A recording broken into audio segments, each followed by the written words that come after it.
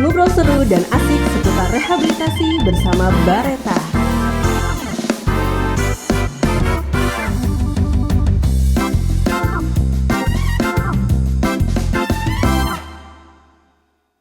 Halo sahabat Bareta, selamat pagi. Saat ini sahabat Bareta masih bersama kami dalam program musik Ngobrol Seru dan Asik bersama Radio Bareta, ruang advokasi dan informasi orang tua dan keluarga Bareta. Ngobrol seru dan asik seputar rehabilitasi bersama Bareta.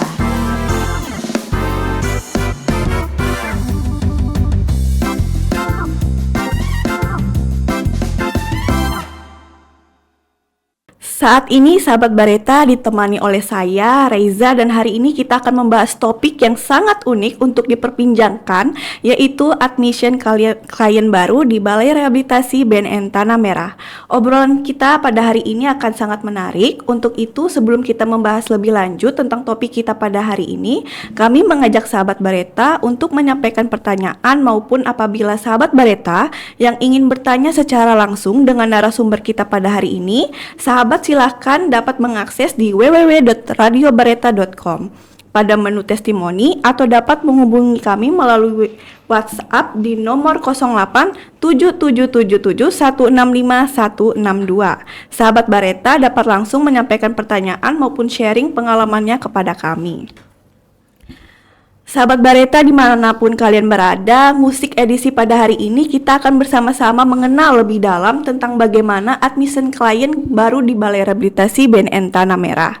Balai Rehabilitasi BNN Tanah Merah sebagai unit pelayanan publik dengan predikat wilayah bebas korupsi terus melakukan berbagai upaya dalam meningkatkan kualitas atau mutu pelayanan serta berintegritas dengan menolak segala bentuk gratifikasi maupun praktik KKN lainnya.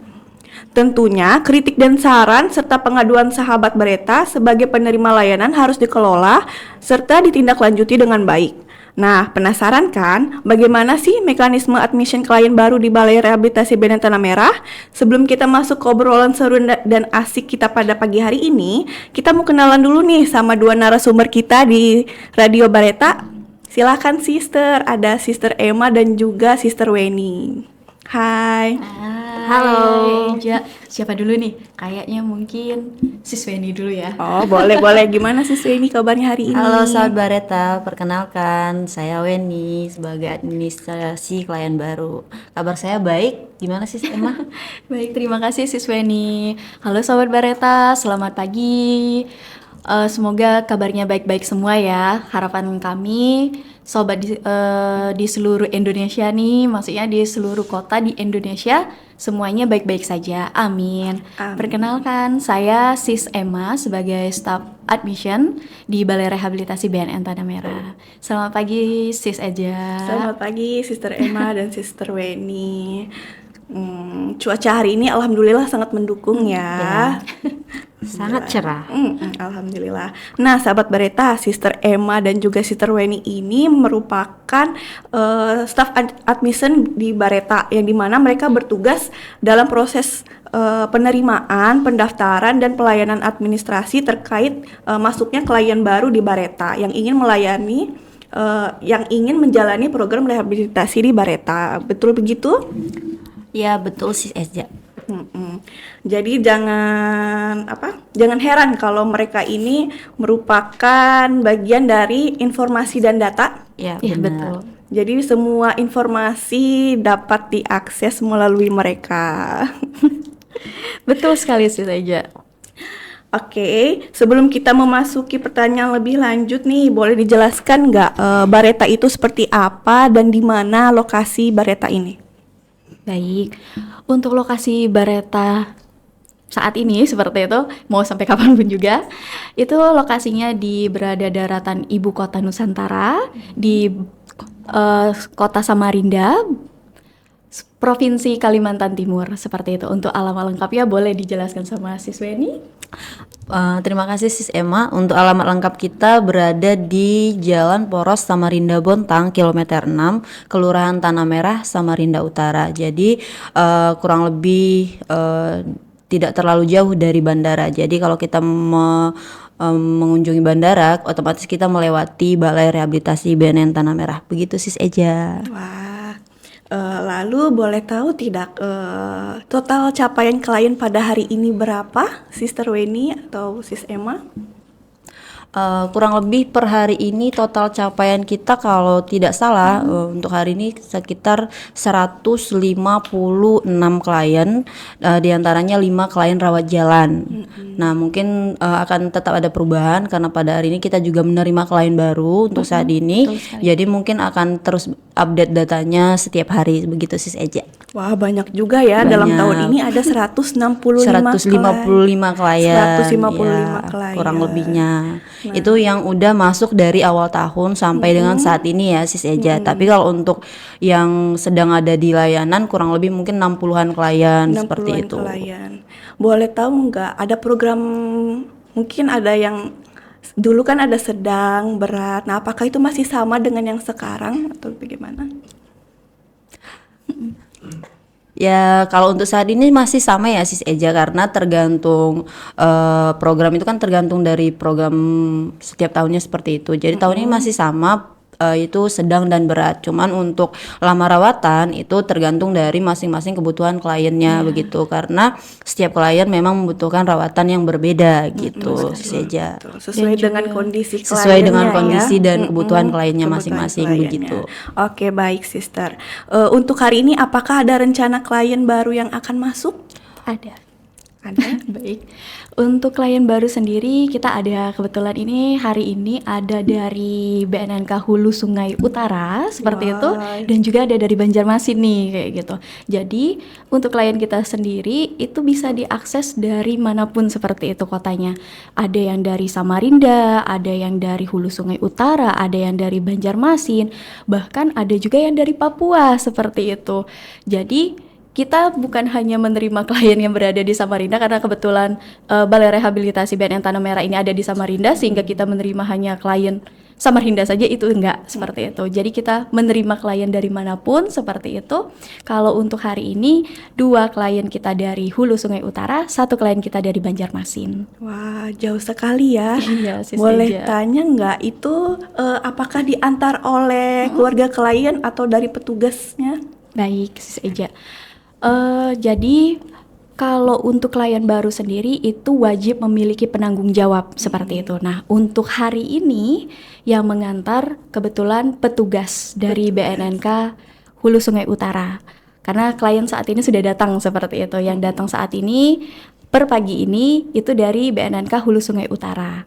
Itu petugasnya yang membawa klien seperti itu karena keluarganya lagi berhalangan untuk hadir. Nah, kalau untuk Banjarmasin itu kemungkinan keluarganya juga akan ikut dan juga ditemani sama petugasnya seperti itu. Jadi untuk klien-klien kita yang ingin mengakses balai rehabilitasi itu wajib memiliki penanggung jawab. Boleh dari petugasnya seperti itu, boleh dari keluarganya. Yang jelas kami sarankan memiliki hubungan keluarga seperti itu. Karena kan nanti kalau misalnya ada apa-apa, mereka lah orang yang kami hubungi mengenai kondisi klien. Mungkin Sisweni mau menambahkan, boleh? Iya benar kan, syarat utama untuk klien selain administrasinya adalah klien itu wajib memiliki penanggung jawabnya gitu, karena bagaimanapun klien yang direhab di balai itu akan tetap butuh dukungan dari keluarga seperti itu. Jadi mau tidak mau memang wajib untuk memiliki penanggung jawabnya selama dia rehabilitasi begitu Sis Eja. Oke, terima kasih Sister Weni dan juga Sis Emma. Mungkin sahabat Bareta di sini masih bingung apa itu proses admisi klien baru di Bareta. Bisa kasih jelaskan singkat sedikit tentang admisi klien baru? Oh boleh. Kalau untuk proses admission klien baru seperti itu prosesnya ibaratnya kayak kumpulan seperti itu, rangkaian seperti itu, tahapan awal yang harus dilalui oleh calon klien baru seperti itu, yang akan memulai program rehabilitasi di Balai Rehabilitasi BNN Tanah Merah. Nah, hal ini tuh mencakup mulai dari pendaftaran, verifikasi data, screening awal. Mungkin kalau screening awal bingung ya kayak gitu, ini screening ngapain kayak gitu. Nah, screening awal ini mencakup dari nanti petugas kita akan bertanya nih, riwayat penggunaannya seperti apa, seperti itu, kesehatannya bagaimana, kondisi kejiwaannya atau psikologisnya seperti apa, tujuannya biar nanti kita bisa menentukan nih, ini masuknya dalam kategori yang mana sebelum nanti kita lanjutkan ke proses lanjutan mulai dari asesmen ASI seperti itu, pemeriksaan dokter dan pemeriksaan lainnya. Nah, tujuannya dari semua rangkaian ini adalah untuk memastikan setiap klien mendapatkan penanganan yang sesuai sejak awal dia mengakses layanan seperti itu di Balai Rehabilitasi BNN Tanah Merah ini. Jadi, karena kita ingin memastikan bahwa klien kita itu mendapatkan hal yang terbaik untuk proses rehabnya seperti itu. Jadi, maksimal mungkin kita akan mengupayakan hal yang terbaik untuk klien seperti itu. Boleh Sis Feni kalau mungkin ada yang mau ditambahkan pasti oleh Sis Feni. Silakan Sister. Sebenarnya prosesnya yang dijelaskan oleh Sis Emma udah sangat detail ya. Memang dari awal klien masuk itu kita sudah memberikan pelayanan yang maksimal sesuai dengan yang dibutuhkan oleh klien. Itu kenapa setiap klien masuk dan klien baru datang itu di screening 2 kali, terus di asesmen lebih dalam oleh konselor masing-masing gitu. Jadi untuk mendapatkan layanan rehabilitasi yang dibutuhkan sesuai klien itu sendiri gitu. Jadi sejak awal memang sudah diberikan pelayanan yang sesuai kebutuhan begitu. Jadi untuk selanjutnya menjalani program rehabilitasi memang sesuai dengan yang dibutuhkan oleh kliennya begitu Sis Eja. Oh, berarti tidak semerta-merta klien datang itu semuanya dapat direhabilitasi seperti itu. Bisa nanti mungkin dapat rujukan ke fasilitas lain atau benar-benar karena kan untuk memastikan dia membutuhkan klien rawat inap, perawatan rawat inap, rawat jalan atau rujukan lain itu kan butuh asesmen lebih lanjut begitu. Jadi ketika di screening awal mungkin hasilnya sedang berat gitu, mungkin akan dilanjutkan proses asesmen. Namun jika dari hasil screening di awal seperti yang dijelaskan Sis Emma tadi itu hasilnya masih ringan, itu akan disarankan oleh petugas kita untuk rawat jalan begitu. Nah, setelah menjalani rawat jalan, jika memang tidak maksimal, mungkin bisa mengakses layanan kembali begitu. Tapi kalau untuk setelah di screening hasilnya sedang berat seperti itu, akan di asesmen lebih lanjut. Dan jika klien tersebut, calon klien tersebut ternyata hasil asesmennya dia memiliki penyakit yang lebih membutuhkan dibandingkan rehabilitasi, akan diberikan rujukan. Contohnya gangguan kejiwaannya lebih berat seperti itu. Jadi akan diberikan rujukan untuk ke fasilitas kesehatan lainnya gitu Sis Eja. Oh ya, wah. Baru awal kita membahas admission klien baru udah panjang nih ya. Oke, kita masuk ke siapa aja yang bisa dapat mengajukan diri, siapa aja yang bisa mendapatkan layanan rehabilitasi di BNN Tanah Merah itu. Ada kriteria khususnya nggak sih? Boleh dijelaskan, Sister? Baik, kalau untuk siapa saja yang bisa mengajukan diri untuk menjadi klien Balai Rehabilitasi BNN Tanah Merah seperti itu, kita memiliki beberapa kategori seperti itu. Dimulai dari berusia 12 sampai 17 tahun, itu khusus untuk rehab remaja atau sebutan kita di sini klien adolesen seperti itu. Karena kan semua masyarakat di Indonesia ini pasti akan kita layani. Karena kita pengen memberikan yang terbaik untuk bangsa ini seperti itu. Namun kebutuhan dari tiap kategori umur seperti itu, baik dia dewasa, baik dia remaja, pasti itu kan akan berbeda. Oleh karena itu memang kita ada kategorinya. Nah, seperti contohnya remaja tadi itu masuk dari usia 12 sampai 17 tahun. Terus kalau yang berusia 18 tahun, kasus tertentu diputuskan oleh tim Balai Rehabilitasi BNN Tanah Merah. Nah, ini mulai masuk nih dalam kategori dewasa. Nah, ada jenis kelamin pria maupun wanita. Jadi klien pria maupun wanita di sini gak kita campur jadi satu. Kalau misalnya nanti dia diputuskan untuk rawat inap, nanti akan berbeda, dan juga rencana rawatannya pasti juga berbeda seperti itu. Karena kan juga menyesuaikan dengan kondisinya juga ya seperti itu. Terus yang ketiga, korban penyalahgunaan narkoba yang terbukti urinnya tes positif atau memiliki riwayat penyalahgunaan narkotika 1 tahun terakhir seperti itu. Kalau dia menggunakan 1 kali saja, ya tetap kita akan layani, namun nanti kita akan berdiskusi yang terbaiknya seperti apa untuk klien ini nantinya. Terus apabila sedang menjalani atau pernah menjalani perawatan dengan diagnosa gangguan jiwa, harap melampirkan bukti atau hasil pemeriksaan medis atau rekomendasi dari rumah sakit kejiwaan seperti itu. Terus untuk selanjutnya boleh diberitahukan sama siswa nih. Terima kasih Sis Emma. Untuk selanjutnya ada yang seperti kita bahas di awal tadi, wajib ada orang tua atau penanggung jawab calon kliennya. Nah itu tadi karena dari awal udah kita bahas, itu memang menjadi salah satu persyaratan yang wajib seperti itu.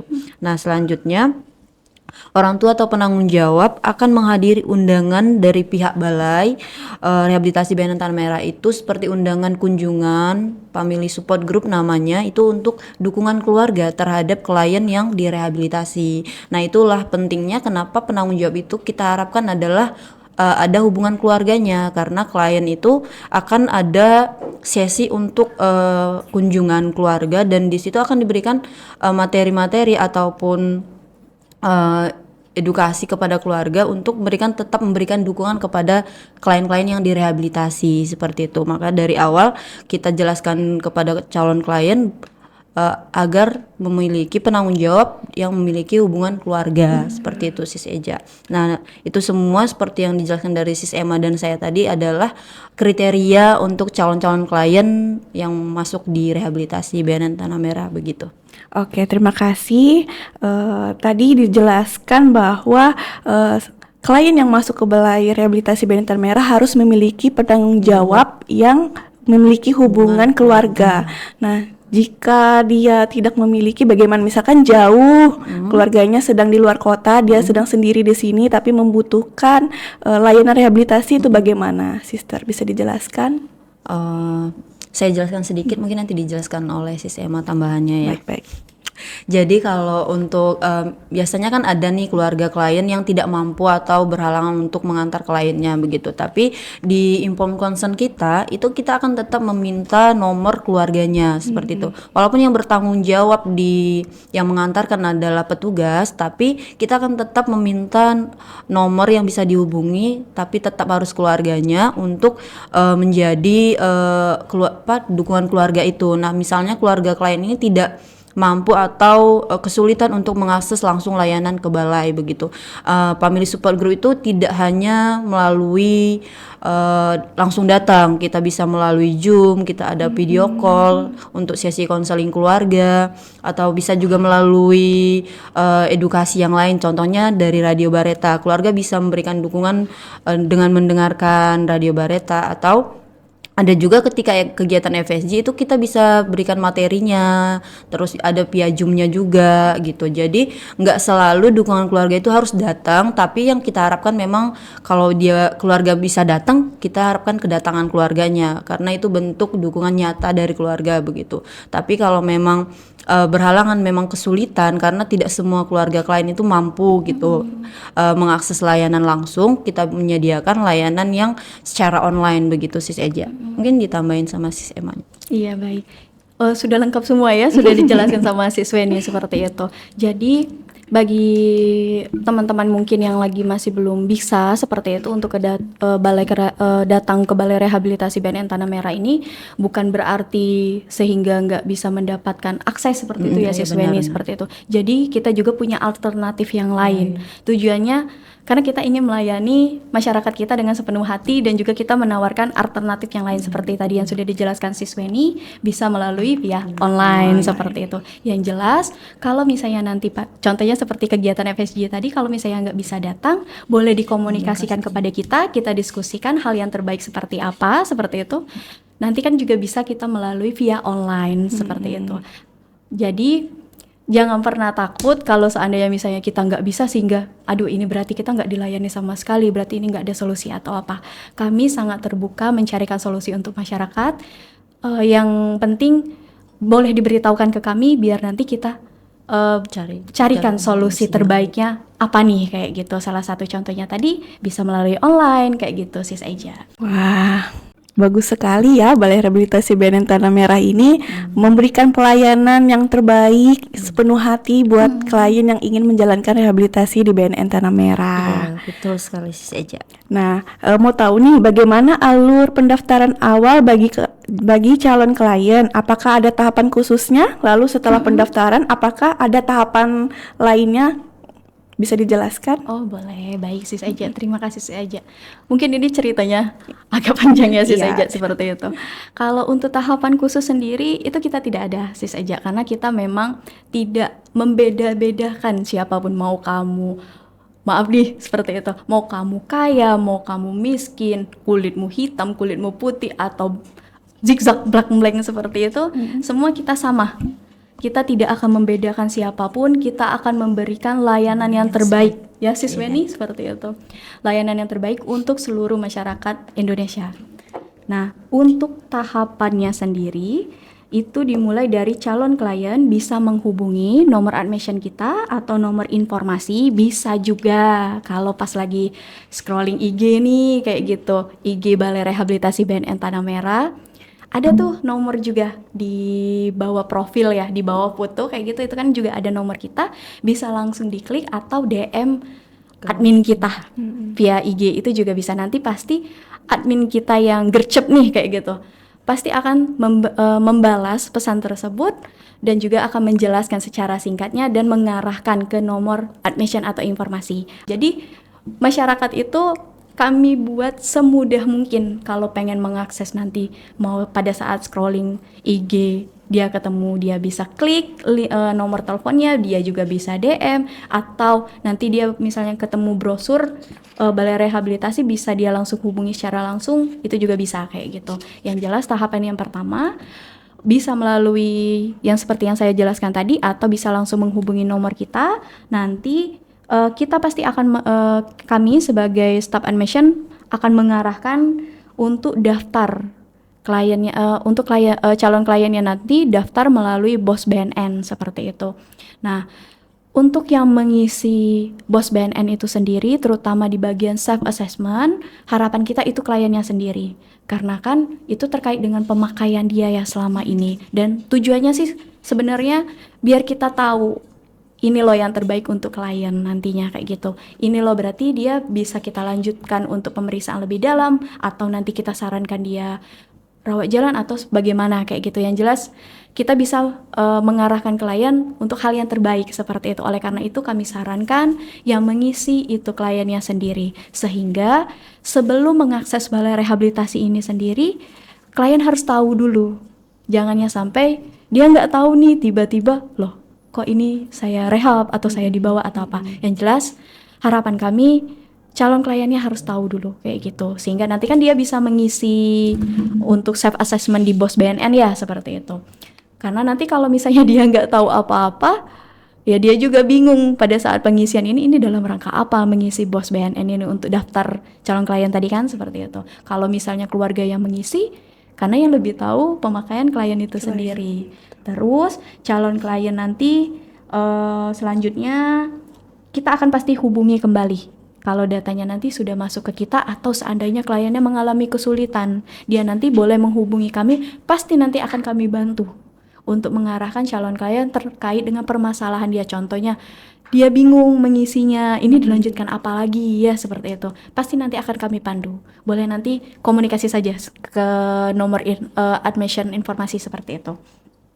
Terus kalau misalnya nanti sudah mengisi self assessment tersebut, sudah datanya nanti masuk ke kita, sudah memilih Balai Rehabilitasi BNN Tanah Merah, Provinsinya Kalimantan Timur, datanya sudah masuk, nanti pasti akan kita jadwalkan untuk jadwal screening online-nya, screening ASIS namanya seperti itu. Screening ASIS via video call WA antara petugas kita dan juga calon klien baru.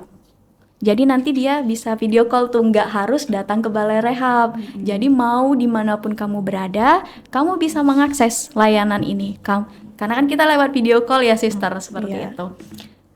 Terus setelah nanti sudah video call, sudah screening nih, hasilnya nanti pasti akan disampaikan ke calon kliennya. Jika berat dan sedang, akan dijadwalkan kedatangan ke Balai Rehabilitasi BNN Tanah Merah untuk proses asesmen dan pemeriksaan yang lebih dalam seperti asesmen ASI, pemeriksaan dokter, pemeriksaan EKG seperti itu, dan juga pemeriksaan perawat dan juga pemeriksaan terapis lainnya.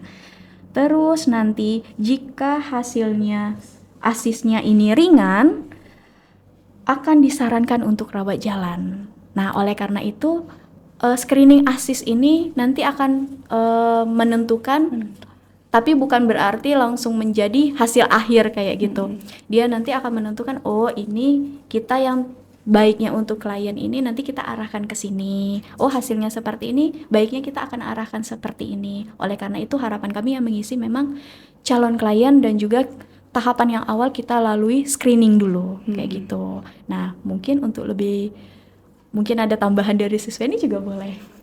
Terima kasih Sis Emma atas waktunya. Sudah cukup jelas sebenarnya yang disampaikan Sis Emma tadi, tapi menjelaskan kembali atau menegaskan kembali sebenarnya bahwa ketika klien menjalani tahapan screening, itu adalah tahapan awal gitu. Jadi seandainya hasilnya berat atau sedang pun terus melanjutkan ke tahapan asesmen, itu belum tentu langsung rehabilitasi. Nah itu tadi karena di tahapan asesmen adalah tahapan lebih dalam untuk wawancaranya. Jadi klien akan bisa diputuskan menjalani rawat inap atau rujukan lain yang akan diberikan oleh asesornya, itu bagian profesional dalam asesmen, itu adalah setelah menjalani rangkaian asesmennya. Jadi dari awal itu di screening itu adalah untuk tahapan awal seperti itu Sis Eja. Jadi di screening untuk melihat tinggi atau kategori penggunaan si klien ini sedang, gitu. Berat seperti itu. Itulah kenapa kita tekankan dari awal untuk screening ini datanya dari klien seperti itu, karena kalau datanya dari keluarga akan berbeda nanti treatment yang didapatkan seperti itu. Kalau datanya dari klien kan memang itulah yang dibutuhkan si calon klien ini begitu. Karena nanti yang ngejalani rehab juga kliennya sendiri bukan keluarganya seperti itu. Jadi memang tahapan selanjutnya itu adalah setelah tadi disampaikan sistemnya itu adalah asesmen. Nah itulah asesmen itu adalah wawancara mendalam oleh asesor di sini kepada calon kliennya terkait penggunaannya seperti apa, zat yang pernah digunakan bagaimana, efek penggunaannya bagaimana, psikologisnya gimana, keluarganya seperti apa, seperti itu. Jadi itu semua akan ditanyakan langsung oleh asesor dan calon kliennya begitu. Nah setelah hasil itu semua sudah selesai dan keluar hasilnya dan klien memang membutuhkan rawat inap, baru akan dilanjutkan dengan proses lanjutan seperti pemeriksaan fisik oleh dokter, cek lab di laboratorium, setelah itu penandatanganan persetujuan rehabilitasi. Nah, di situ akan dijelaskan seluruh tata tertib, persetujuan apa yang harus disampaikan ke keluarga, ke klien, apa yang harus dilakukan oleh kliennya, tata tertib di balai, seperti itu. Itu semua dijelaskan saat awal setelah klien selesai di asesmen begitu. Nah, jadi sebelum memasuki menjalani rehabilitasi, persyaratan, administrasi, tahapan awal itu semua dijelaskan sedemikian detailnya untuk klien memahami apa yang akan dijalani ke depannya selama rehabilitasi begitu. Oke, berarti tahapannya itu klien mendaftar dulu, lalu screening, apakah betul? Betul. Lalu kemudian asesmen. Nah, untuk itu berapa waktu yang dibutuhkan untuk klien bisa masuk ke dalam untuk bisa menjalani rehabilitasi? Dinyatakan klien itu dirawat inap. Kurang jangan ya. Sebenarnya setiap proses calon klien itu berbeda sih aja, karena proses asesmen itu sebenarnya adalah proses bagaimana calon klien dan asesornya melakukan wawancara seperti itu. Jadi ketika kliennya melakukan asesmen dan kliennya kooperatif atau menjawab dengan baik atau memahami apa yang disampaikan dan waktunya yang seperti itu, waktunya akan lebih cepat. Namun jika kliennya memang masih belum bersedia membuka diri atau belum bersedia untuk menjawab pertanyaan atau wawancaranya tidak berlangsung dengan maksimal seperti itu, akan lebih lama gitu. Namun untuk keseluruhan rangkaian maksimal yang itu sekitar 180 menit 180 dari menit. awal sampai selesai. Jika memang kliennya dari awal sampai selesai memang menjalaninya dengan baik dan tidak ada kendala apapun seperti itu, karena nggak seluruh klien atau calon klien yang akan rehabilitasi itu memahami apa yang disampaikan oleh petugas dengan baik seperti itu, karena itu tadi di dalam proses asesmen itu akan terlihat apakah calon kliennya ada riwayat gangguan kejiwaan atau tidak, apakah komunikasinya baik atau tidak seperti itu. Jadi itu semua mempengaruhi waktu pelayanan untuk calon klien ini untuk selesai sampai dengan masuk menjalani rehabilitasi seperti itu. Oke, kita tadi sudah membahas alur-alurnya. Lalu bagaimana apa aja yang harus dibawa oleh calon klien seperti berkas kelengkapannya? Takutnya nanti udah dibawa tapi tidak dipergunakan gitu. Boleh dijelaskan, disebutkan apa aja berkas yang harus dipersiapkan oleh calon klien? Oh, baik. Kalau untuk berkasnya sendiri seperti itu, hal yang ibaratnya pasti kebanyakan ya masyarakat Indonesia pasti punya. Yang jelas fotokopi KTP seperti itu. Kalau misalnya memang nanti amit-amit banget seperti itu ya, KTP-nya hilang atau KTP-nya terbakar sehingga nggak bisa ada fotokopinya sama sekali, atau KTP aslinya nggak ada, itu bisa mencantumkan surat domisili atau surat kehilangan seperti itu. Sehingga nah di surat kehilangan nanti kan tetap diurus tuh surat domisilinya, itu juga kita masih bisa menerima. Nah terus kalau misalnya kliennya anak-anak tadi gimana? Berarti nggak bisa dong KTP ini gimana kayak gitu. Itu juga bisa pakai akta kelahiran. Karena kan kalau anak-anak nggak ada KTP ya, Iya, sis ya, benar. kayak gitu. Belum Jadi bisa punya. betul sekali. Jadi bisa pakai fotokopi KTP. Kalau lupa bawa fotokopi, silakan bawa yang aslinya. Nanti kami siap membantu untuk memfotokopikan dan itu gratis seperti itu. Dan juga kakak klien. Terus siapkan fotokopi KTP orang tua atau wali yang jelas penanggung jawabnya. Bisa misalnya tadi yang contohnya kayak dari Hulu Sungai Utara, itu kan Hulu Sungai Utara orang tuanya nggak datang ya siswa nih kayak gitu. Tapi kan penanggung jawabnya petugas yang jelas, tapi untuk nomor telepon orang tuanya pasti kita akan minta karena kan nanti ya selama di perjalanan klien juga perlu dukungan dari keluarga seperti itu. Nah itu juga bisa pakai KTP-nya dari petugas BNNK tadi karena kan dia sebagai penanggung jawabnya seperti itu. Terus foto warna 4x6 sebanyak 4 lembar, fotokopi kartu BPJS. Nah terus pertanyaannya, sis nggak ada BPJS kayak gitu, jadi nggak bisa nih datang ke sini kayak gitu. Itu tetap kita layani, itu bisa seperti itu. Namun namanya kondisi seseorang, terkadang kan memang kondisi kesehatan mungkin menurun atau apa, sehingga kami sarankan kliennya punya BPJS biar nanti bisa di cover gratis BPJS. seperti itu. Tapi kalau misalnya memang nggak apa-apa, biar nanti kami cover aja sendiri kayak gitu, kami belum bisa untuk punya BPJS, nggak apa-apa, masih tetap kita layani. Cuma nanti kita memang ada persyaratan tertentu untuk klien yang nggak punya BPJS ya sis, kayak gitu. Terus materai, jangan lupa materainya 6 lembar, itu materai 10.000. Kalau misalnya nggak ada, itu bisa dibeli di koperasi kita ya sis, kayak gitu.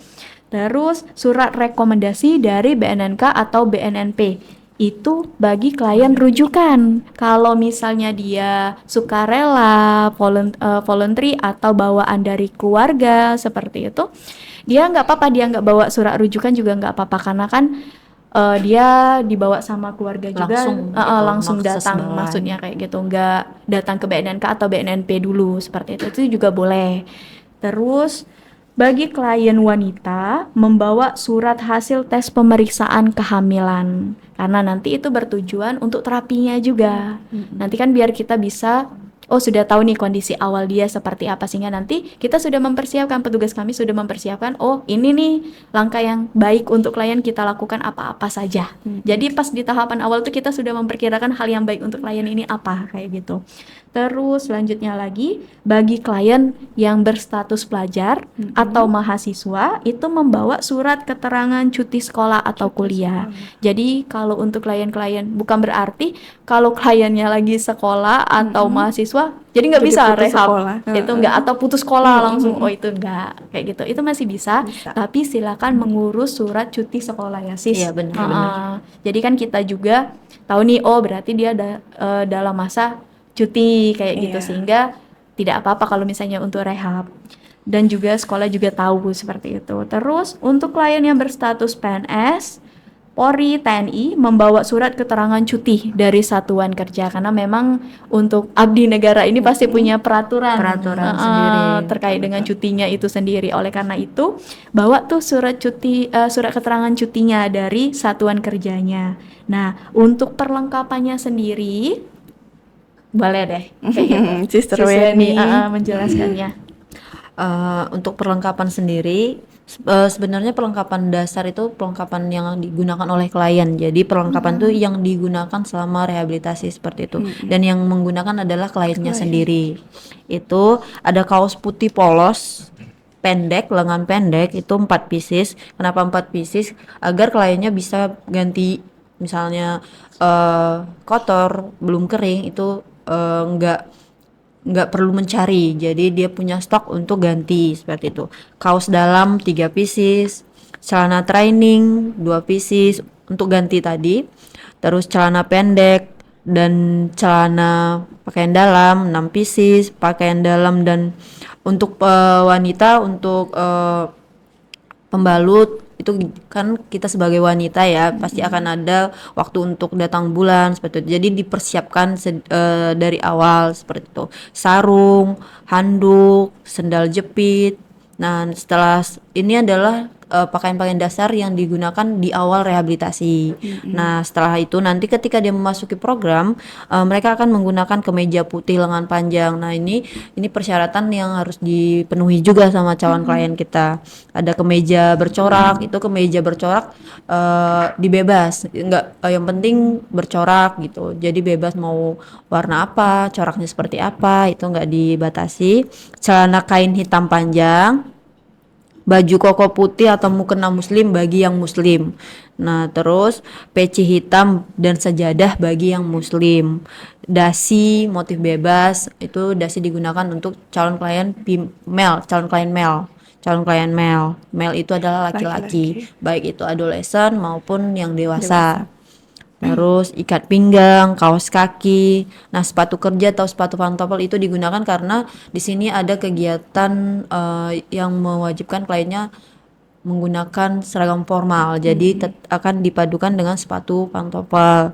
Nah, setelah itu ada kegiatan olahraga, bisa digunakan, ada kegiatan yang olahraga rutin setiap sore. Jadi mereka disampaikan untuk membawa perlengkapan olahraga sendiri gitu, karena biasanya setiap sore mereka olahraga gitu. Ada juga kitab suci, itu menyesuaikan agamanya masing-masing, karena kan di balai sendiri semua agama sama perlakuannya, jadi setiap agama masing-masing membawa perlengkapannya sendiri seperti itu. Itu sih Eja, untuk perlengkapannya seperti itu aja. Itu perlengkapan dasar sebenarnya yang digunakan kehidupan sehari-hari. Namun kan karena prosesnya lumayan panjang di sini, jadi kita dari awal menyampaikan kepada keluarga seperti itu. Namun kalau di awal belum semua terpenuhi, bisa dipenuhi saat menjalani rehabilitasi seperti itu. Kita nggak mewajibkan ketika itu tidak terpenuhi di awal nggak bisa masuk, nggak seperti itu. Yang penting perlengkapan dasar yang digunakan di awal itu udah ada, jadi sisanya bisa dipenuhi setelah dia menjalani rehabilitasi. Seminggu kemudian dikirim, baru karena jauh keluarganya atau seperti apa, atau keluarganya belum punya, itu boleh dipenuhi setelah masuk gitu. Jadi nggak harus semerta itu dari awal rehabilitasi harus semua penuh, nggak seperti itu. Cuma memang kita menyampaikan dari awal ini loh yang harus dipenuhi. Jadi keluarga bisa mempersiapkan seperti itu. Begitu Oke, sih baik. saja. Berarti tidak perlu, maksudnya perlengkapan yang perlu disiapkan itu bisa menyusul gitu ya. Benar. Yang Bisa penting menyusul. perlengkapan yang digunakan di hari dia rehabilitasi atau saat menjalani awal itu ada gitu. Perlengkapan mandi, perlengkapan yang digunakan pakaian yang harian seperti itu. Itu Oke, aja. siap. Baik dari perlengkapan maupun persyaratan administrasi juga itu bisa menyusul. Nah, kalau yang saya lupa, sorry sis aja menambahkan juga. Kalau yang persyaratan administrasi itu kita kan ada juga yang namanya klien proses hukum ya, Ya, siswa ini ya benar. kayak gitu. Nah, itu juga ada tambahan lagi nih Apa itu, kayak gitu Sis? persyaratan administrasinya. Contohnya kayak surat yang berkaitan dengan proses hukumnya dimulai dari SP3-nya ya Sisweni, berita acara serah terimanya kayak gitu. Boleh lagi Sisweni menambahkan? Kalau yang seperti yang Sis Emma sampaikan tadi itu kliennya dengan status hukum itu masih atau kita buatnya itu TAT di sini istilahnya. Kalau TAT itu memang klien ini masih menjalani proses hukum nih. Tapi kalau nanti tahapan selanjutnya kliennya keluar SP3 surat pemberhentian perkara, jadi klien akan dimasukkan ke klien yang voluntary. Berarti kasus hukumnya terhenti. Seperti. Nah, ada juga klien dengan putusan hukum pengadilan. Itu kita dari awal akan meminta surat putusannya seperti Iya, apakah dari putusannya pengadilannya ya, Sis. langsung dari pengadilan ataupun ada juga dari kejaksaan. Dulu pernah ada kasus itu klien diversi itu klien anak yang diputus untuk rehabilitasi gitu. Jadi itu pun akan kita minta di awal persyaratan-persyaratannya itu untuk menentukan program rehabilitasi yang dijalani karena kalau dia proses hukum kita akan melihat hasil putusan hukumnya itu seperti itu sih Eja. Oke. Oke, Sister Emma dan juga Sister Weni, tadi udah dijelaskan persyaratan, berkas, kelengkapan apa aja yang harus dibawa. Lalu boleh tanya nggak? Mungkin sahabat Bareta di sini ada yang mau menjalani proses rehabilitasi, tetapi mereka udah kecanduan dengan rokoknya, gitu. Apakah barang-barang yang wajib dibawa atau yang tidak itu apa aja? Apakah ada yang tidak perlu dibawa gitu maksud saya? Baik, Sis Eja. Ini sangat dilema ya seperti itu. Dia pengen rokok, nggak bisa kelepasan rokok, tapi pengen rehab. Jadi saya masih pengen tetap merokok kayak gitu di rehab ini sendiri. Nah, jadi mungkin ini kami tegaskan sekali lagi bahwa di Balai Rehabilitasi BNN Tanah Merah itu kliennya wajib tidak boleh merokok. Mau kamu siapapun, mau dari latar belakang manapun, itu kamu tidak boleh merokok seperti itu. Jadi kalau misalnya ada isu seperti itu atau ada omongan dari manapun yang bilang itu rehab di Bareta itu boleh merokok loh katanya kayak gitu, nggak apa-apa kamu rehab aja kan boleh juga merokok kayak gitu, itu sama sekali tidak benar atau hoax seperti itu, karena kita di sini memang klien kita wajib untuk tidak merokok Sis Eja, bukan hanya klien ya Sis, staf kita juga pegawai kayak gitu nggak boleh merokok di kawasan Balai Rehabilitasi BNN Tanah Merah ini. Jadi baik staf baik itu klien peraturan sama. Jadi memang kita tidak membeda-bedakan siapapun kayak gitu. Jadi tidak boleh merokok kayak gitu. Terus tidak boleh membawa HP. Itu wajib kayak gitu. Jadi klien di sini tidak boleh membawa handphone, tapi bukan berarti putus nih hubungan sama keluarga. Karena kan nggak ada media komunikasi ya kayak gitu. Terus bagaimana saya kalau mau menghubungi pacar, keluarga, kangen kayak gitu. Jadi putus ya sama sekali ibaratnya terisolasi banget nih kayak gitu, nggak maulah saya untuk rehab. Itu kita menyediakan sister, nanti akan ada media komunikasinya. Jadi ada namanya di Bareta ini e-corner. Nah, di e-corner disitulah nanti masyarakat kita, maksudnya klien dan juga keluarga, terutama yang penanggung jawabnya di nomor yang sudah diberikan pada saat tahapan awal. Itu nanti yang akan kita hubungi untuk komunikasi ya sis, kayak gitu. Jadi ya baik dari klien pun bisa komunikasi, tapi memang ada medianya, bukan melalui handphonenya sendiri kayak gitu.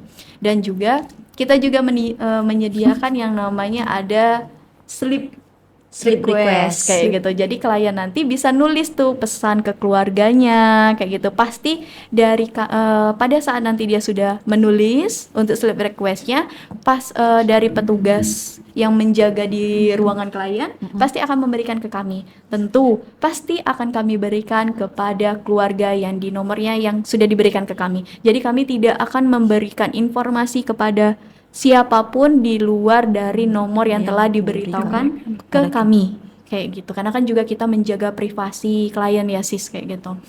Terus yang ketiga apa sister, yang paling penting sister? Tidak boleh pegang handphone, tidak boleh merokok, tidak boleh bawa uang. Betul. Jadi saya tambahkan sis Emma ya. Boleh sister. Jadi di Balai Rehabilitasi BNN Tanah Merah sendiri klien tidak diperbolehkan membawa uang sendiri sis Eja. Jadi karena memang kan kliennya di sini disediakan makanan 3 kali sehari, snack diberikan 2 kali sehari. Namun kita tidak semerta-merta misalnya keluarga klien nanti kalau anak saya butuh apa-apa kami nggak bisa menyediakan dengan waktu yang cepat nih gitu. Nah kita ada kerjasama dengan koperasi. Nah bisa kalau nanti keluarga klien akan diarahkan komunikasi dengan petugas koperasi untuk depositnya. Nah jadi uang itu atau deposit itu akan dibelanjakan oleh kliennya sendiri didampingi oleh stafnya dan disetujui oleh konselornya apa yang akan dia beli, apa yang akan dibutuhkan. Biasanya misalnya contohnya dari awal dia cuman bawa baju 2 dan ternyata di perjalanan rehabilitasi dia membutuhkan tambahan baju, keluarganya jauh gitu. Jadi minta difasilitasi untuk dibelikan oleh koperasi boleh. Kita menyediakan sarana itu seperti itu sis Eja. Jadi di awal memang udah disampaikan tidak boleh bawa HP, tidak boleh merokok, tidak boleh bawa uang atau perhiasan apapun yang dipakai oleh klien. Jika di awal klien itu masuk mereka pakai jam tangan, mereka pakai perhiasan, bawa HP, bawa dompet, identitas lainnya yang bentuknya asli dan fisik, kita akan kembalikan kepada keluarga yang mendampingi. Nah itulah salah satu yang harus wajib disampaikan kepada klien. Nah itu kita sampaikan dari awal masuk. Pertama kali udah kita tekankan dari awal bahwa peraturan ini akan dijalani sampai dengan kliennya selesai rehabilitasi. Seperti itu sis Eja. Sebelum dia tanda tangan ya sis? Iya, sebelum gitu. tanda tangan persetujuan rehabilitasi itu disampaikan semua tata tertibnya sis Eja. Dari perlengkapan itu juga dijelaskan kembali, persyaratannya dijelaskan kembali, tata tertibnya dijelaskan kembali, persetujuan orang tuanya bagaimana, dia komplit program nanti keluarga harus bagaimana, kalau ada tindakan medis keluarga harus bagaimana, itu dijelaskan di awal. Di awal sekali kita udah menjelaskan. Bahkan kita sering berulang kali menjelaskan agar keluarga klien dan kliennya paham. Karena memang perlu kita garis bawahi adalah tidak semua keluarga klien atau klien yang memahami dengan benar ketika kita menyampaikan informasi itu. Jadi kita berulang kali menyampaikan, saat screening awal disampaikan, saat asesmen disampaikan oleh asesornya juga, saat tanda tangan persetujuan juga kita sampaikan kembali. Jadi untuk mengurangi resiko mereka tidak tahu informasi ini. Seperti itu. Dan juga mengurangi kesalahpahaman. Ya, seperti itu. Jadi memang untuk itu kita sampaikan di sini bahwa memang yang tadi kita sampaikan bahwa tidak boleh pegang HP, tidak boleh bawa uang, tidak boleh merokok, itu adalah persyaratan atau peraturan wajib bagi seluruh calon klien. Itu utama yang harus diberitahukan begitu sis Eja. Nggak pakai perhiasan. Nggak pakai perhiasan karena di sini memang kita tidak ada diskriminasi, baik suku, ras, ekonomi, sosial, kita semua sama. Jadi kita perlakuannya sama, tidak ada diskriminasi. Jadi perlakuannya akan semua sama. Jadi semuanya diperlakukan dengan sama begitu. Oke, berarti memang dijelaskan dari awal ini itunya ya. Iya benar. Oke, tadi di awal sekali ada dijelaskan kalau hari ini ada kedatangan 3 klien baru. Benar. Nah, apakah per hari itu ada jumlah atau kuota khusus yang klien bisa diterima? Takutnya nih nanti misalkan hari ini banyak terus ada klien baru yang ingin masuk hari ini juga. Nah, apakah dia harus pulang dulu untuk menunggu esok harinya atau bagaimana? Seperti itu. Iya, Izin silakan, menjawab, silakan. sebenarnya kuota harian itu tidak ada sebenarnya ya, tidak karena ada. namun jika di hari itu klien banyak, itulah kita kenapa waktu pendaftaran ataupun jadwal kedatangan itu kita jadwalkan agar tidak bentrok kedatangannya, karena bukan karena kita membatasi, tapi kalau proses tadi yang kita bilang prosesnya kan lumayan panjang.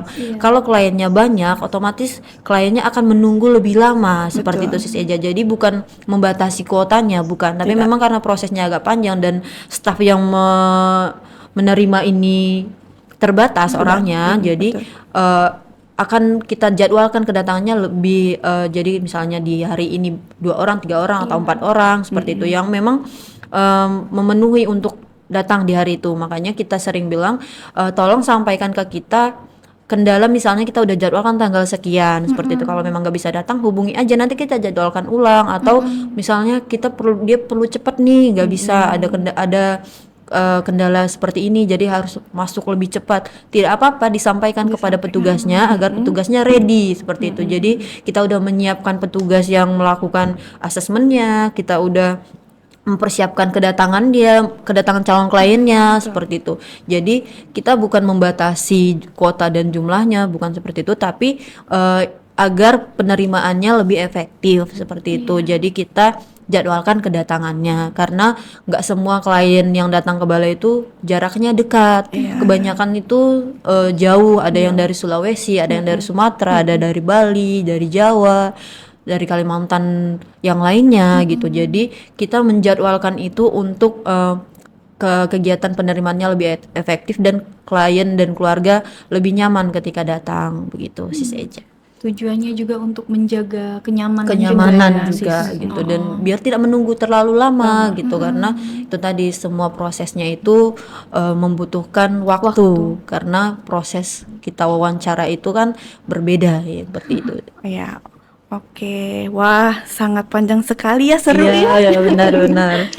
Oke, sebelum melanjutkan diskusi kita, kami tetap membuka ruang diskusi bersama sahabat Bareta yang ingin bertanya dengan narasumber kami. Silakan hubungi kami melalui nomor 08777165162 atau melalui www.radiobareta.com pada menu testimoni. Sister, ada yang tanya nih, apakah ada peran keluarga dalam proses admission klien baru? Tadi udah dijelaskan di awal, bisa dijelaskan lagi? Kembali. Saya jelaskan sih. Boleh sister. Kalau peran keluarga itu tadi dari awal udah kita jelaskan, itu pasti ada ya Sis Eja ya. Itu dari awal keluarga klien sebagai kita harapkan adalah sebagai penanggung jawabnya, seperti itu Sis Eja. Nah, sejak awal diajak untuk mendampingi calon kliennya. Nanti setelah di proses itu juga ada namanya asesmen keluarga Sis Eja. Jadi nggak hanya kliennya yang di asesmen, seperti yang kita tadi sampaikan di awal itu kan kita masih membahas nih Soal klien. proses penerimaan kliennya. Jadi yang di asesmen kliennya, tapi sebenarnya proses itu juga ada asesmen keluarganya. Jadi ada wawancara petugasnya sendiri dengan keluarga. Nah, itu untuk mendapatkan informasi tambahan mengenai riwayat kliennya nih, di hubungan keluarganya seperti apa, harapan keluarga terhadap calon klien ini bagaimana setelah rehabilitasi gitu, atau dalam proses rehabilitasinya. Dukungan keluarga adalah salah satu faktor kunci keberhasilan rehabilitasi. Makanya dari awal sejak awal klien masuk itu kita sampaikan bahwa diharapkan yang menjadi penanggung jawab klien adalah keluarga, karena dukungan keluarga dibutuhkan dari awal rehabilitasi hingga klien kembali kepada keluarga itu sendiri gitu Sis Eja. Dan sangat penting. Ya, dan dukungan itu sangat penting, karena dalam menjalani rehabilitasi kan klien ini jauh dari keluarga. Jadi kalau dukungan itu tidak ada, klien akan merasa tidak diberikan dukungan, merasa sendiri seperti itu. Jadi makanya dari awal nomor yang kita minta pun adalah nomor keluarga yang punya hubungan keluarga, entah itu adik kalau dia punya adik, entah suami istri, entah orang tua gitu. Jadi sedari awal kita sampaikan kalau memang bisa yang mendampingi datang adalah keluarga sendiri. Namun jika tidak bisa, boleh didampingi petugas. Namun yang nomor yang didaftarkan adalah nomor keluarga. Tetap nomor keluarga Tetap harus nomor ada. keluarga. Iya, karena nanti calon klien ataupun konselornya akan berhubungan langsung dengan keluarga melalui media e-corner yang tadi disampaikan oleh Sis Emma. Jadi peran keluarga akan dibutuhkan dari awal hingga akhir rehabilitasi seperti itu. Oke, di sini ada penanya dari Ibu Ida di Samarinda. Kalau saya bawa anak langsung ke balai rehab, apakah bisa? Karena ini anak saya sudah mau rehab. Kalau menunggu lagi saya takut anak saya tidak mau dan malah kabur. Oh, jadi ibu ini mau membawa anaknya untuk menjalani rehab. Apakah bisa langsung? Misalkan sekarang nih, saya mau apakah bisa? Sebenarnya kalau bisa langsung datang bisa Bisa. langsung datang bisa. Yang penting persetujuan anak. Ini anaknya kategori Mau atau umurnya enggak? dewasa atau masih anak-anak. Karena walaupun anak dibilang anak ternyata umurnya sudah dewasa, maka persetujuan rehabilitasi itu harus dari anaknya sendiri, Sis Eja. Jadi kalau dibawa ke sini terus anaknya tidak bersedia rehabilitasi, kan sayang gitu. Tidak bersedia untuk menandatangani rehabilitasi karena tadi yang kita bilang adalah rangkaian proses penerimaan klien itu ada persetujuan rehabilitasi. Nah, namun jika memang anaknya bersedia rehabilitasi dan persyaratan administrasi yang tadi disampaikan itu bisa dilengkapi, boleh langsung hubungi nomor informasi kita. Bisa dijadwalkan hari ini bisa. Atau bisa datang secara langsung. Bisa juga secara tetap langsung akan juga kami akan tetap layani. dilayani. Yang penting memang faktornya adalah apa tadi, Kemauan. harus bersedia gitu, kemauan bersedia untuk rehabilitasi. Karena banyak banget kasus keluarga datang bawa anak, bawa keluarganya untuk rehabilitasi. Nah, yang direhabilitasi tidak bersedia untuk rehabilitasi, akhirnya kembali karena memang tidak bersedia. Jadi menolak segala rangkaian penerimaan kita gitu. Nanti Aja. juga kalau rehabnya juga takutnya jadi tidak berjalan secara maksimal gitu karena dari awal kliennya sudah tidak bersedia untuk menjalani rehabilitasi. Nah, kalau dari pertanyaan ibunya tadi bisa. Bisa. Oke, pasti bisa. Dari Ibu Fitriani di Samarinda, tempat rehab itu 11-12 lah dengan rumah sakit. Petugas admissionnya tolonglah bisa 24 jam. Terima pasien cuma di jam kerja. Tolonglah buka layanan 24 jam untuk penerimaan pasien. Nah, untuk di Bareta sendiri, apakah layanan untuk pendaftaran itu 24 jam atau bagaimana? Atau bisa di luar jam kerja? Bisa dijelaskan, Sister? Boleh, sister dulu. Baik, terima kasih Sis Eja ya. Untuk penerimaan kita sendiri sebenarnya 24 jam. Jadi kalau keluarga klien mau mengantarkan anaknya di luar jam kerja atau waktu sampainya di balai di luar jam kerja kan tetap dilayani seperti itu Sis Eja. Namun karena ada petugas atau persyaratan administrasi yang wajib dipenuhi di hari kerja, maka keluarga klien akan kita arahkan datang kembali di hari kerja. Namun untuk anak atau keluarga yang direhabilitasi akan dilayani di waktu mereka datang Sis Eja. Jadi walaupun datang jam 7 malam, jam 8 malam, kita ada petugas di klinik kita yang standby memang 24 jam. Namun untuk proses administrasinya akan diselesaikan di hari kerja berikutnya seperti itu Sis Eja. Jadi kalau dibilang bisa 24 jam, kita udah menerima klien itu 24 jam.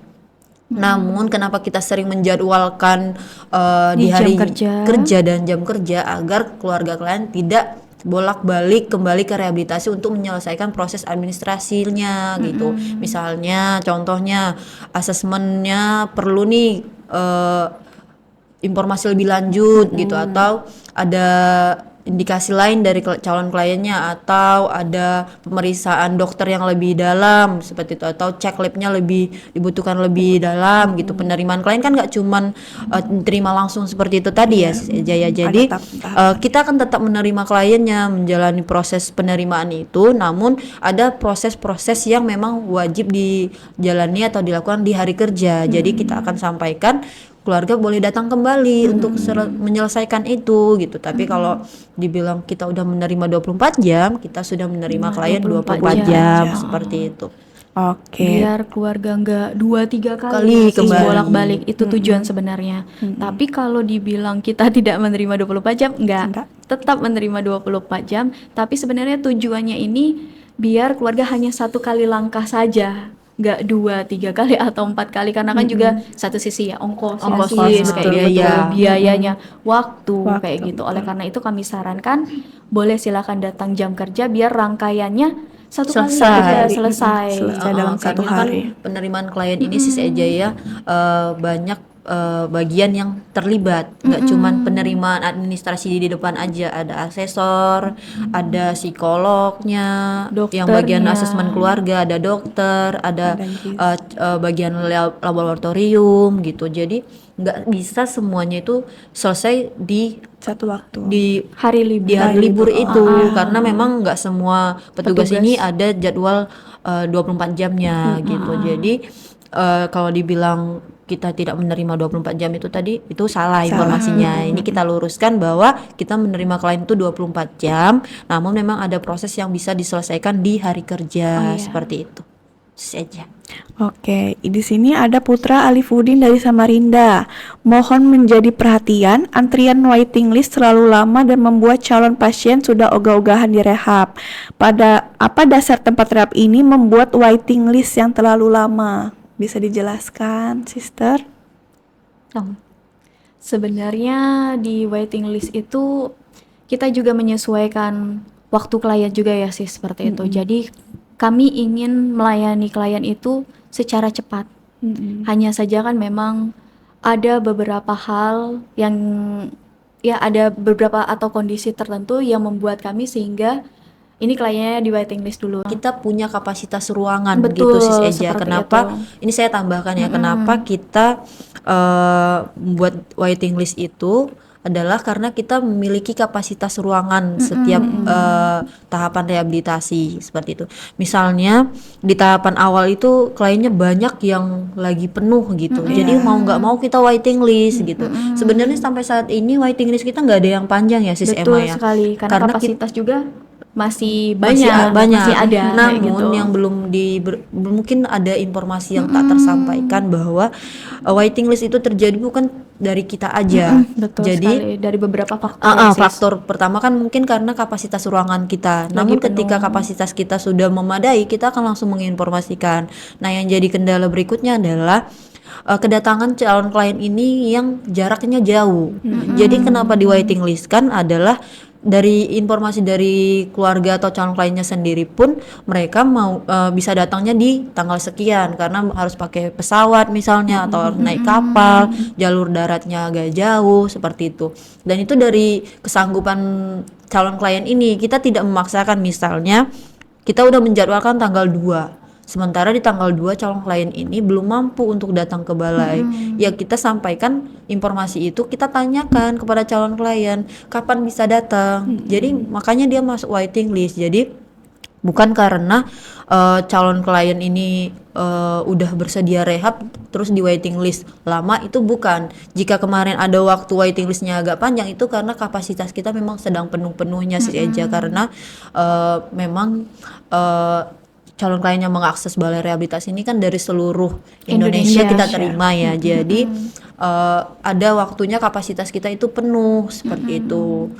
Karena memang kapasitas kita itu juga kan diberikan untuk kenyamanan kenyamanan klien yang direhabilitasi.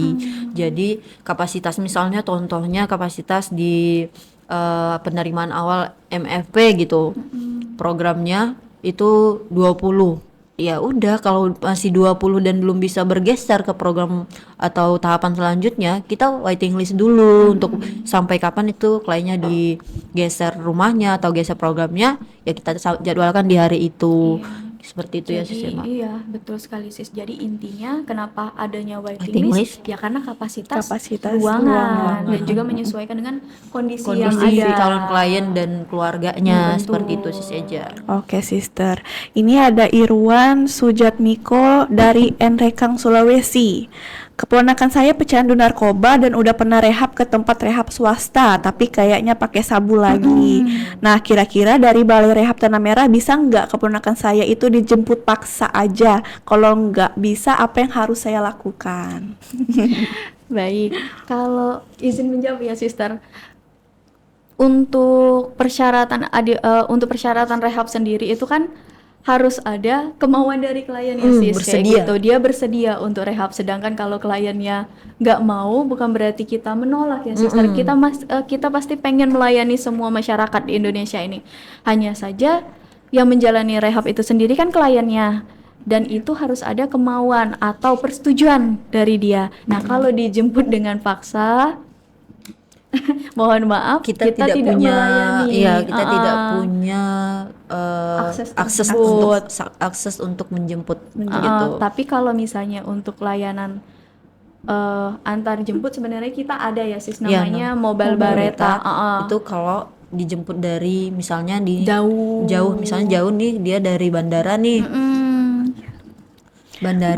Nah misalnya dari bandara akses untuk ke balainya susah, hubungi kita, nanti bisa dijemput dengan layanan Mobile Bareta kita begitu. Namun untuk menjemput paksa itu kita tidak punya akses untuk itu, seperti itu. Namun kalau saran dari kita untuk calon klien untuk keluarganya ini adalah bisa datangi ke BNNK atau BNNP terdekat untuk meminta surat rekomendasi untuk rehabilitasi, seperti itu. Nanti mungkin di sana juga dilakukan asesmen atau screening awal oleh BNNK BNNP. Nanti minta dirujuk ke balai. Nah, nanti kalau udah rujukan dibawa ke balai, kita akan berpatokan pada rujukan tersebut begitu. Jadi bukan kita tidak memberikan solusi, kita berikan solusi bisa ke BNNK atau BNNP terdekat untuk minta rujukan. Betul. Biar dapat surat rekomendasi rujukannya. Namun untuk penjemputan paksa tadi kami tidak ada layanan itu dan tidak ada akses itu, seperti itu sih Eja. Oke, saya jelaskan lagi kalau tidak bisa menjemput secara paksa Benar, ya. Sister. Dan untuk Balai Rehabilitasi sendiri mempunyai layanan Mobile Bareta, Sobat Bareta, yang bisa diakses, tetapi untuk sekarang hanya di area Samarinda saja. Jadi bagi sahabat Bareta yang ingin mendapatkan layanan rehabilitasi tetapi memiliki kendaraan atau sedang sakit atau apa, aksesnya susah, akses ke balainya yang susah ya. Kalau misalnya lagi sakit, mohon maaf Sister, boleh menunggu kondisinya sehat. Oke, sahabat Bareta bisa mendapatkan layanan Mobile Bareta dengan menghubungi kontak yang ada ya. Kontak nomor administrasi informasi boleh, nomor yang tadi disampaikan oleh Sis Eja juga boleh. Oke. Nah, ngomong-ngomong tentang biaya, apakah proses admission di Balai Rehabilitasi Samarinda ini berbayar, Sister? Kalau untuk berbayar atau tidaknya itu kita tekankan apa sih? Gratis. Jadi biaya rehabilitasi itu tidak dipungut biaya gitu sama sekali. Seluruh biaya rehabilitasi ditanggung oleh pemerintah. Jadi kalau ada informasi tentang biaya rehabilitasi itu berbayar, itu adalah berita yang tidak benar. Bisa disampaikan atau boleh jika ada yang meminta biaya rehabilitasi seperti itu mengatasnamakan rehabilitasi Tanah Merah, bisa diadukan ke nomor pengaduan kita atau boleh di Radio Bareta jika ada juga boleh disampaikan bahwa ada informasi tentang biaya rehabilitasi itu. Dan kita tekankan lagi adalah biaya rehabilitasi Tanah Merah itu gratis dan ditanggung semua oleh pemerintah. Nah, yang jadi catatan adalah jika klien itu punya riwayat kesehatan penyakit yang tidak bisa dilakukan pengobatan di balai, contohnya penyakit kejiwaan yang lebih berat Iya. atau butuh spesialis penyakit dalam, Iya, itu seperti contoh yang HIV, hepatitis, HIV kayak gitu. hepatitis itu kan akan ditanggung oleh keluarga seperti itu. Nah, itulah kenapa tadi kita di awal menyampaikan kita perlu BPJS untuk penyakit dalam. Namun untuk spesialis kejiwaan untuk saat ini udah tidak ditanggung oleh BPJS. karena Jadi berkaitan dengan dengan penggunaan zat. zat, Oh, iya. seperti itu Sis Eja. Makanya dari awal disampaikan kenapa penting BPJS itu untuk mengantisipasi jika ada klien yang memiliki riwayat penyakit yang memerlukan penanganan BPJS gitu. Jadi itu akan kita lakukan penanganannya dengan menggunakan BPJS ke Rumah rumah sakit terdekat, dan itu akan didampingi oleh petugas kita selama klien ini menjalani rehabilitasi. Kalau Seperti keluarga juga pengen datang, kita pengen persilahkan. tahu, boleh seperti itu. Yang jelas petugas kami pasti akan menginformasikan kepada keluarga mengenai kondisi kesehatannya ya sis. Jadi bukan berarti langsung kita tiba-tiba bawa keluarga nggak tahu, nggak kayak gitu. Karena kan keluarga juga mau bagaimanapun dia ikut di dalam proses dukungan pemulihan klien dan juga harus tahu mengenai kondisi klien ini baik dari segi kesehatan, kejiwaan dan yang lainnya seperti itu, sister. Oke, sahabat Bereta. Jadi untuk dasarnya Balai Rehabilitasi BNN Tanah Merah tidak ada biaya yang dikenakan alias gratis Gratis, dalam 100%. proses selama program rehabilitasi dijalankan. Ini adalah bagian dari komitmen pemerintah dalam upaya penanggulangan narkoba ya. Oke, tidak terasa waktunya udah 1,5 jam kita menemani sahabat Bareta di rumah. Oke, apakah ada closing statement dari Sis Weni maupun Sis Emma yang ingin disampaikan kepada sahabat Bareta di luar sana? Oh boleh, Sis Weni. Jangan takut, Sobat Bareta, untuk mengakses layanan kita. Kita di sini bukan seperti di penjara, karena mungkin anggapan masyarakat selama ini, wah balai rehabilitasi ini terkungkung saya, Iya. di penjara saya. Enggak, kayak gitu. Balai Rehabilitasi BNN Tanah Merah ini bukan seperti di penjara yang kamu terkungkung kayak gitu. Kita di sini akan memberikan kamu layanan yang terbaik sesuai dengan kebutuhan kamu. Seperti itu di sini kamu bukan hanya rehab tetapi juga kamu belajar dari segi penggunaan zat seperti itu, bagaimana cara mencegahnya, terus juga minat kamu nanti untuk selepas dari sini, maksudnya keterampilan hidupnya juga nanti kita ajarkan sesuai dengan minatnya. Betul. Dari segi rohaninya juga, maksudnya dari segi ibadah ya sister, itu juga nanti ada ustadz kita juga kalau Islam, kalau Kristiani juga ada, dan juga agama lainnya, Hindu juga ada, itu kita sediakan memang untuk klien seperti itu. Yang jelas kamu kalau pengen pulih, yuk rehab kayak gitu. Dan juga rehab ini sendiri 100% gratis, tidak ada pungutan biaya sama sekali. Itu semua ditanggung oleh negara, bahkan makannya juga dapat sister di sini, dapat 3 kali sehari, snacknya dapat 2 kali sehari kayak gitu. Jadi jangan pernah takut deh untuk ke balai rehab ya sister kayak gitu. Kita di sini melayani dengan sepenuh hati dan juga sangat menunggu kedatangan kamu ke sini untuk rehab. Dari Sister Weni apakah ada? Dari saya, jangan ragu untuk mencari pertolongan, khususnya untuk rehabilitasi. Balai Rehabilitasi BNN Tanah Merah hadir untuk membantu. Proses rehabilitasi membutuhkan komitmen dan kesabaran, baik dari klien maupun keluarga. Jadi percayalah pada proses, ikuti anjuran tim profesional, karena di balai sendiri prosesnya dilakukan oleh profesional, dan berikan dukungan penuh. Nah, ini untuk keluarga. Jika ingin mengakses, ada keluarga yang mengakses rehabilitasi, jangan lupa selalu berikan dukungan penuh agar klien atau calon klien yang menjalani rehabilitasi semangat untuk menjalaninya. Kesembuhan itu mungkin dan sangat layak untuk diperjuangkan. Jadi kalau dari kita, datanglah ke kita untuk mencari pertolongan, karena di balai rehabilitasi sendiri kita menunggu untuk teman-teman atau calon-calon klien yang mau rehabilitasi untuk mencari kesembuhan atau kepulihan itu sendiri, seperti itu sih saja. Oke, terima kasih Sister Emma dan juga Sister Weni atas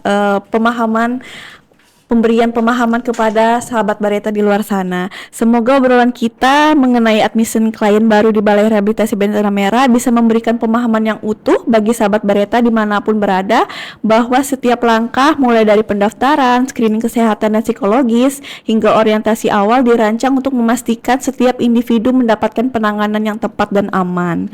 Balai Rehabilitasi BNN Tanah Merah tidak hanya bertekad memberikan pelayanan rehabilitasi terbaik, tetapi juga menjamin transparansi dan akuntabilitas dalam setiap langkah. Kami akan terus terbuka untuk menerima kritik, saran, dan masukan dari sahabat Bareta demi memberikan layanan rehabilitasi yang berkelanjutan, transformatif, dan komprehensif. Untuk sahabat Bareta yang ingin mengakses layanan kami, mudah saja. Sahabat Bareta dapat mengakses layanan kami melalui website ini di www.radiobareta.com. Telah tersedia menu-menu sesuai kebutuhan sahabat Bareta, mulai dari informasi rehabilitasi, layanan advokasi, layanan penjangkauan atau mobil Bareta. Juga dapat secara langsung menghubungi call center Balai Rehabilitasi BNN Tanah Merah melalui menu kontak yang tersedia. Rehabilitasi mudah, gratis, dan berkualitas di daratan ibu kota negara Nusantara. Jangan ragu, segera ke Bareta. Demikian program musik ngobrol seru dan asik hari ini. Sahabat Bareta bisa menemukan kami melalui berbagai platform media sosial di @info_bnn_rehab Tanah Merah. Kami juga mengajak sahabat Bareta untuk berpartisipasi memberikan saran topik dalam program musik selanjutnya. Sahabat Bareta dapat memberikan komentar dan juga saran melalui website kami di www.radiobareta.com pada menu testimoni. Dari studio utama Radio Bareta, saya Reza bersama dengan Sis Emma dan Sis Weni pamit undur diri dari Ruang Dengar Sahabat, Radio Bareta, ruang advokasi dan informasi orang tua dan keluarga. Keluarga sehat, Keluarga bahagia. Ngobrol seru dan asik seputar rehabilitasi bersama Bareta.